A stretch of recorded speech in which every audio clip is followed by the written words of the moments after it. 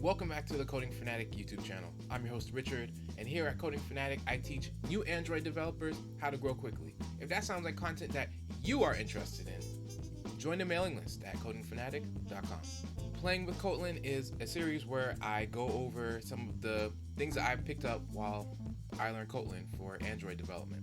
If you've tuned into any of my recent app development live streams, then you know that I've run into quite a few technical issues with my laptop.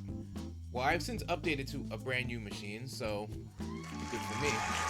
However, I still had a few more lessons to pass on from that old machine before I retire it for good. The first thing I picked up is actually an old tip that one of my old college professors gave me. Anytime you're working with any virtual device or emulator, make sure you start by opening that first. First thing you do as soon as you log in, open that emulator. And I have to say that it is like imperative, especially on a system that is struggling to run whatever ISO you're emulating. For me, it would take anywhere from 2 to 5 minutes, or usually takes 2 to 5 minutes for you to get an Android virtual device up and running.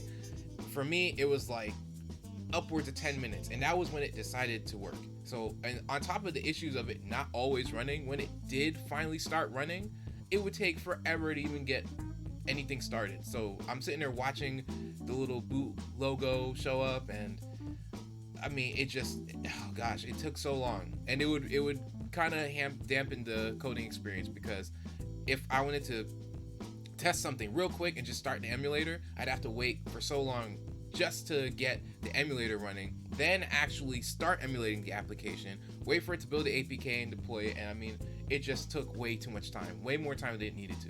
So I'd say the first thing I picked up, the first lesson that I grabbed from that old machine is definitely you want to start your emulator first. While we're on the topic of virtual devices, the other thing that I picked up was try to adjust your settings for something that works for your machine. Now, I wanted to emulate Android R and do it on a Google Pixel, because it would be a more modern Android OS and a more modern Android device.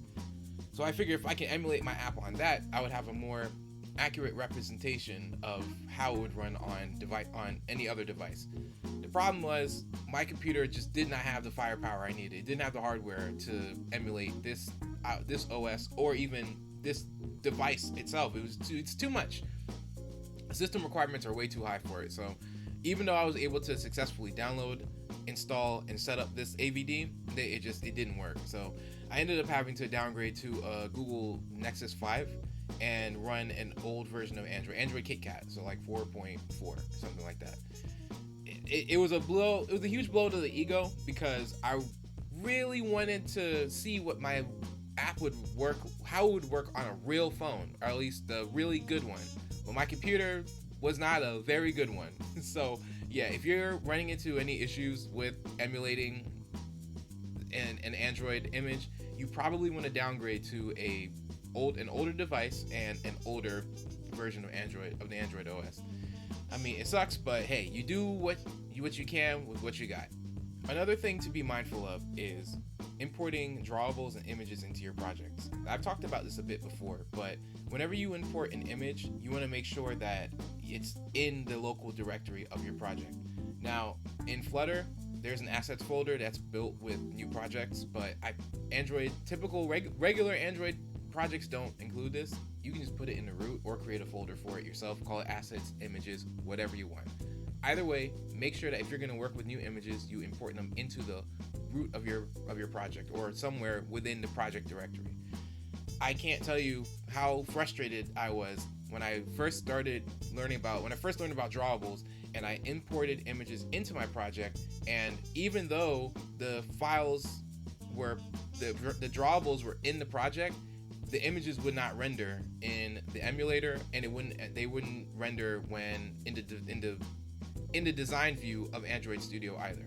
So if I wanted to, add an image as a background, I can create a drawable for it and import it and create the image view, do all of that. But in the actual design view, I can't see it. So Android Studio will allow you to import an image file, but it will not render. So the best way to get around issues like this, just put it in your project directory. Some people might think it's a little obvious, but it was not made so clear to me when I was learning this, and I feel like it's important. It'll save you a lot of time in the long run. A lot of time, a lot of frustration. Take it from me, it will definitely save you some frustration. Another tip that I picked up was custom strings and colors. If you have strings that you want to add to your app, it's better for you to create a custom string and place it in the strings XML file, and the same thing for colors, respectively.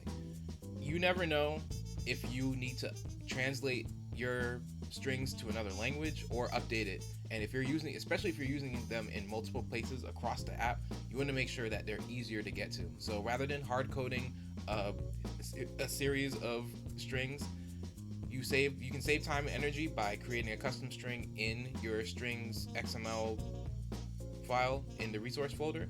And this way, if you ever have to translate your app to another language or do anything like that, everything is right there. It's easier for you to manipulate and work with. The same thing goes for colors. There's no need for you to remember hex values and things like that. I mean, there are plenty of resources online for picking different colors and things of that nature, but when it comes down to actually saving it in your project, just create a custom color, put it in the colors XML file, and then you can pull that anytime you need. Maybe you want something like superhero pink or character eye color or something like that. I don't know.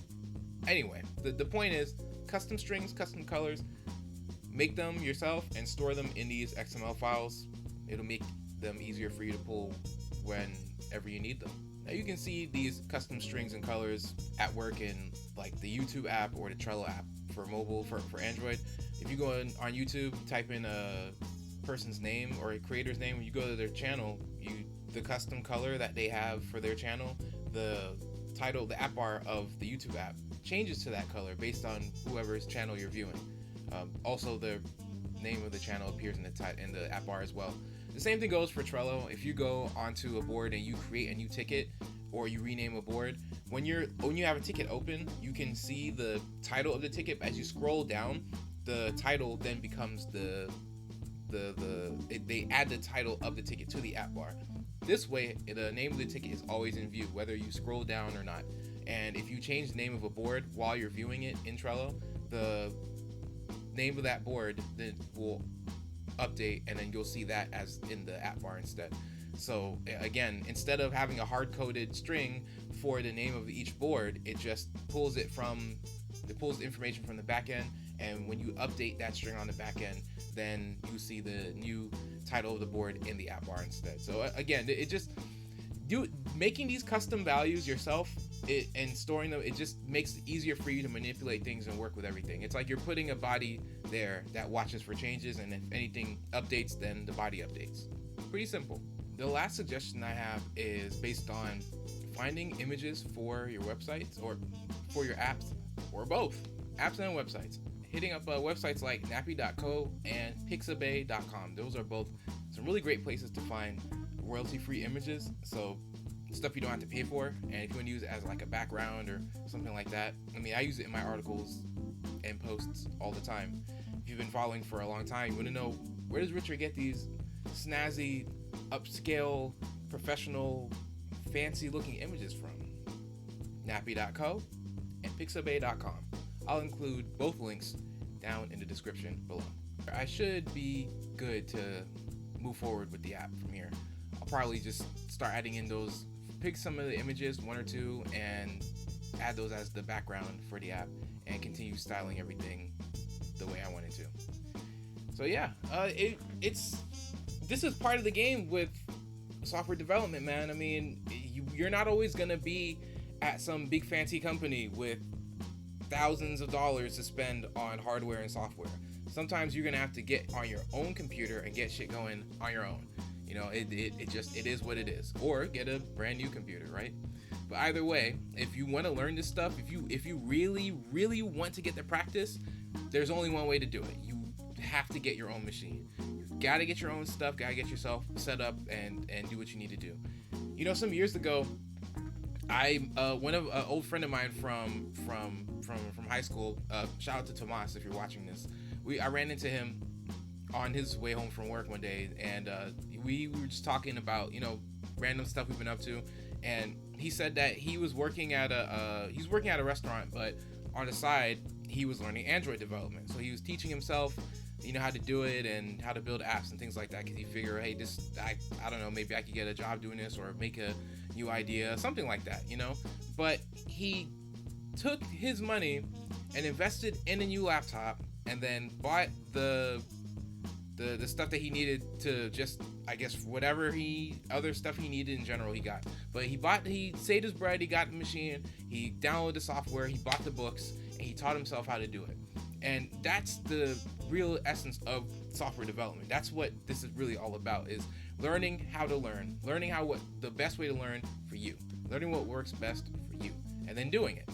So it's not that, I don't think that companies really, not all companies have it wrong, but I feel like a lot of leaders in the industry and people who work in like schools and things like that, they kind of give this skewed version of it where it's something that you can learn in a classroom and then you'll have it forever and you'll be good for forever. But it's not the case.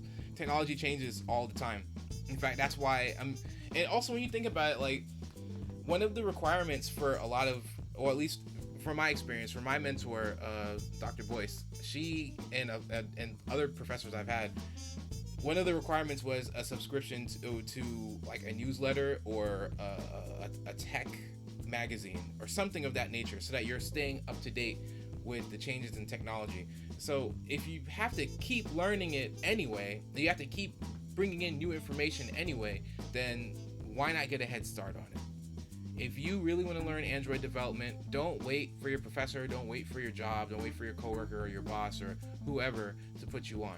Anything you want to learn, even if you're watching this, you're not in the field of Android development. If you want to learn how to do this stuff, man, go do the research on what you need, get the software, and get started today. And if you don't have the hardware to support it, then save your money and go buy a laptop.